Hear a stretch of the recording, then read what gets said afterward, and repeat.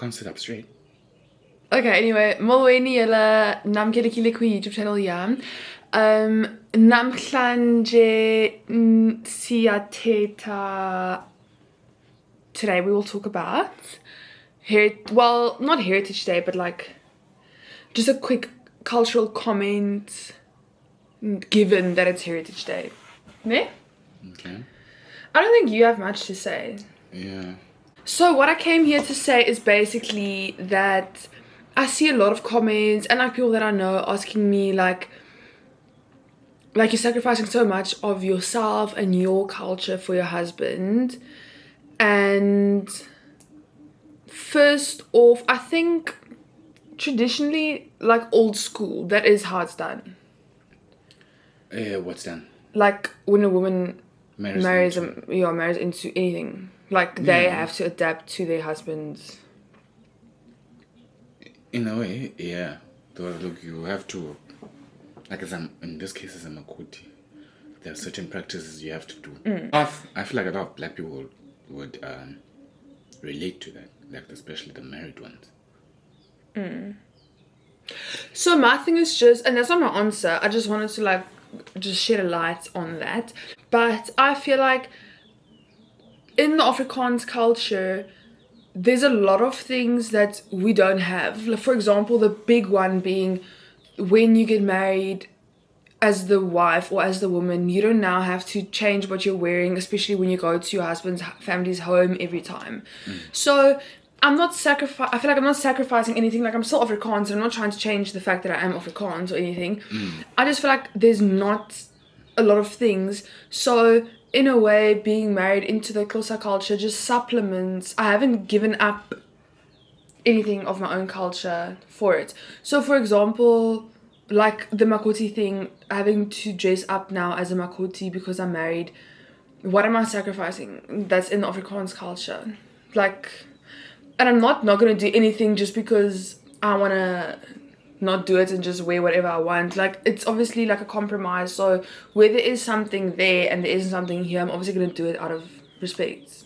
Plus, like I said earlier, I'm married into the family. And I feel like it's the same on Heritage Day. Like, ever since we've been together on Heritage Day, I like to wear umbato or like Xhosa clothes. And that's because what must I wear on Heritage Day? John Deere. As an Afrikaans person. A Springbok shirt. I feel like that's not a heritage. Oh, I was saying John Deere and Phillies.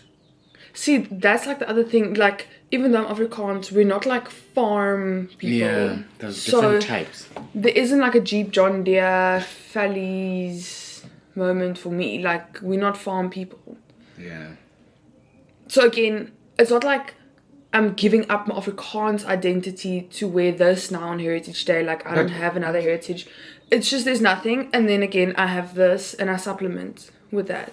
Back in the day, didn't like Afrikaans women wear certain clothes? It looks like handmade tail stuff, yeah. Like the like voortrekker stuff. Yeah. But see, that's also so difficult because But I view that in the sense of the whole Makoti clothes thing. Like back in the day, the Afrikaans women wore those things as like a Makoti. no, you wore that. Children, little girls, like everyone wore it. Like that was your like clothes. Okay. It's not like if you're just married or whatever. Like that was Okay. Then I had it wrong. the clothes. That was the style. That's how I understand it. But see, that's also my thing is that even if I say cool, I'm not that old school in Afrikaans, I'm not that whatever, like I can still wear it, I still feel like I won't, because again the difference is in my in-laws family they actually practice certain things, whereas if I had to now go wear the Handmaid's Tale dress from the Afrikaans voortrekker time, then I'm fetching something that's not there. Not like that's not a thing that's being done anymore. Whereas again, like I said, when I wear Xhosa attire for Heritage Day, I have those clothes because I wore it somewhere for some reason. Like I'm not dressing beyond, up. It's not like Halloween and I'm like putting on a costume. Going out your way to wear. Yes. So I think this will be a short video because all I actually wanted to say, I don't know, you can add something when I'm done. But for the people worried maybe, or maybe just thinking that I am sacrificing myself or my culture, it really doesn't feel like it. Like I said, there are so many gaps, and I just fill those gaps with then my husband's culture, which is also now a culture that I'm part of. And I'm happy to do it, and I love him, and I do it because I love him and his culture. Like, I'm not gonna say no to everything just so I can wear my blue jeans and sneakers. Like, there's a time for that, and then there's a time for my Makoti attire or whatever. Otherwise, yeah, I don't feel like I have really. And also, my family like made provisions for Kungi, like to make sure she doesn't feel a certain way. Like, because they never forced her to wear stuff, and you like wear it a certain like length or time period. They always made provisions to make sure she's not uncomfortable. So she's not really losing herself, but she is adding to herself, and that will make her grow. That's making her grow as a person, because now she's becoming more well-rounded. Or this is like a new culture that's being added to her cultural understanding of things. So no, she's not losing herself. She is becoming a better person. Maybe now it sounded like I wasn't a good person. No, like you're learning. That's how you become a better person. Like I'm more like understanding and stuff. To conclude and just to add to that, then I always say I don't want our future children. They'll be like multi-biracial. They'll be like Afrikaans and Xhosa fully. They're not going to be 50-50. Like whatever they do within or required to do in our cultures, they'll do fully. And we will make a video on like how, for example, what traditions our children would have to follow given our different cultures, but they're going to do whatever they do fully.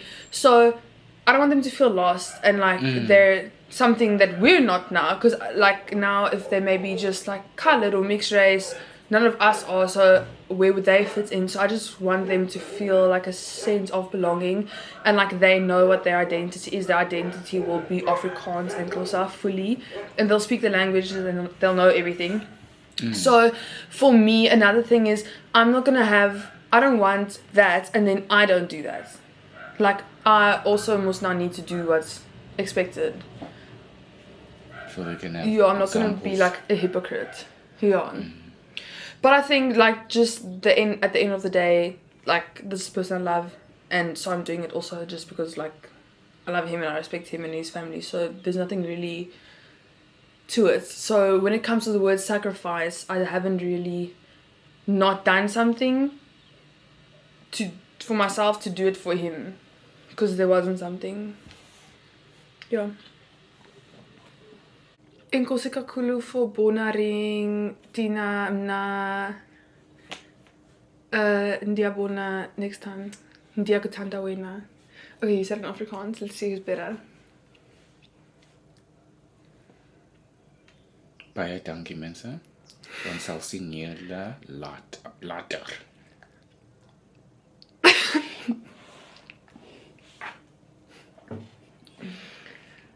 Okay guys, thank you.